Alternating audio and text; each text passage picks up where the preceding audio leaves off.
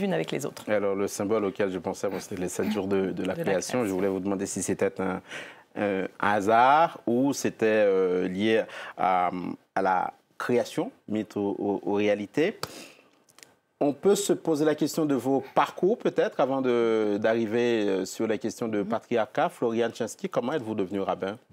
J'ai grandi en France avec un profond amour de la France et des valeurs humanistes et des valeurs des Lumières qui y habitaient, d'une famille juive d'origine alsacienne avec tout cet attachement.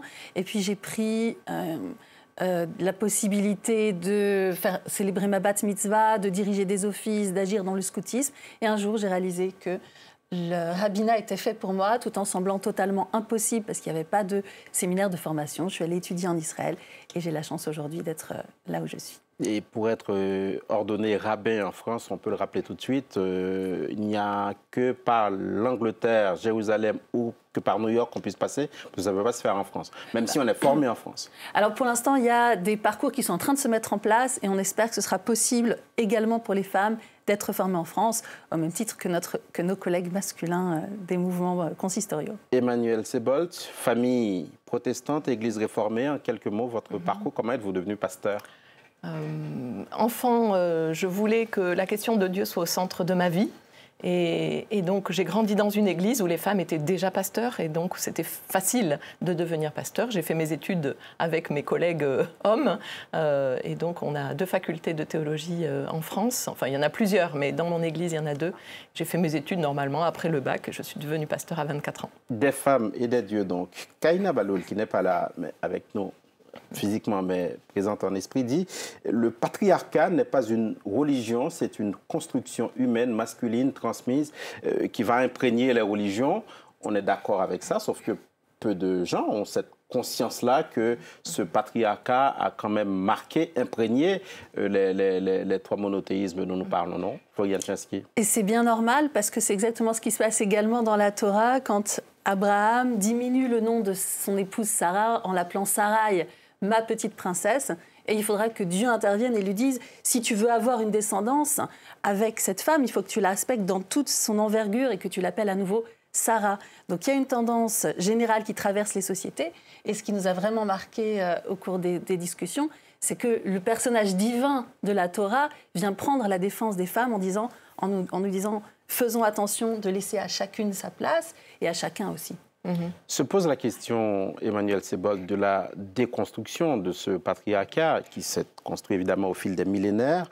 Et en cela, vous préconisez une approche dite historico-critique, si j'ai bien compris. Alors, quelle est cette approche? En quoi consiste-t-elle? Alors, l'approche historico-critique est connue depuis longtemps au sein des théologiens, mais ça n'est pas encore quelque chose qui est vraiment courant et habituel quand on lit la Bible pour des croyants ou pour des non-croyants qui s'approcheraient de la Bible et qui voudraient la lire. En fait, il s'agit de se poser la question du sens qu'avaient les textes au moment où ils ont été écrits. Pourquoi les a-t-on écrits et quel était leur sens à ce moment-là? Et ensuite, on peut se dire, bon, voilà le sens qu'ils avaient au moment de l'écriture et aujourd'hui, alors que nous ne sommes plus du tout dans le même contexte, comment la dynamique de ce texte peut faire écho aujourd'hui. Donc, voilà, on prend de la distance historique et on a un regard critique sur les textes. Est-ce que, si j'ai bien compris, il faut lire les textes avec les yeux d'aujourd'hui? C'est ça? Alors, à la fois avec les yeux d'hier pour voir ce que ça voulait dire à l'époque, et puis à la fois avec les yeux d'aujourd'hui pour se dire qu'est-ce que ça veut dire pour moi maintenant. Donc, on lit les textes, on lit les commentaires et on essaye de les comprendre et on les discute aussi, surtout ensemble, dans nos différentes communautés. Les textes qui, selon vous, ont un pouvoir extraordinaire, même si des hommes, au fil des siècles et des traditions, les ont travestis, si l'on peut dire. À ce moment donné, j'ai une question pour vous. Est-ce que cette approche historico-critique ne risque pas de heurter la foi? C'est une très bonne question. Mais en fait, nous sommes dans une situation, une société particulière, voilà, avec une culture particulière. Se dire que ce texte a parlé à une époque, qu'il a parlé à d'autres époques, à toutes les époques, ce texte parle différemment, eh bien, au contraire, ça enrichit en fait la foi au lieu de la restreindre. C'est notre conviction. Et ça permet de comprendre à quel endroit précisément était le génie des siècles passés.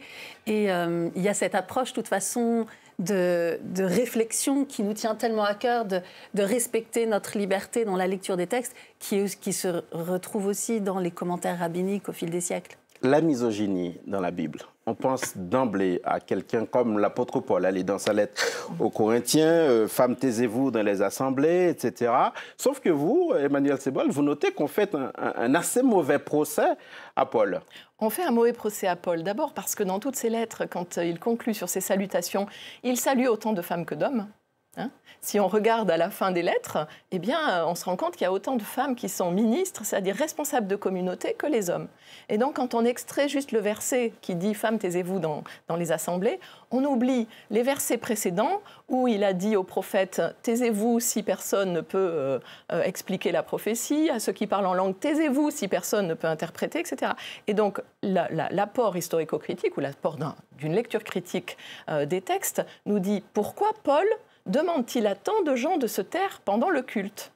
Et donc, qu'est-ce que ça voulait dire de la société de l'époque? Florian Tchanski, sur l'accès aux responsabilités dans le judaïsme, je me tourne vers vous. Il n'y a pas de clergé, il n'y a pas de hiérarchie, si j'ai bien compris. N'importe qui peut en principe monter à la Torah, comme on dit, sauf que dans le Talmud, on précise que pour l'honneur de la communauté, la femme ne peut pas lire devant un public masculin. Qu'est-ce que c'est que cette histoire? Mais oui, mais c'est très intéressant parce que ce qu'on dit juste avant, c'est un peu la même histoire. Ce qu'on dit juste avant, c'est que tout le monde peut monter à la Torah et lire dans la Torah, y compris une femme.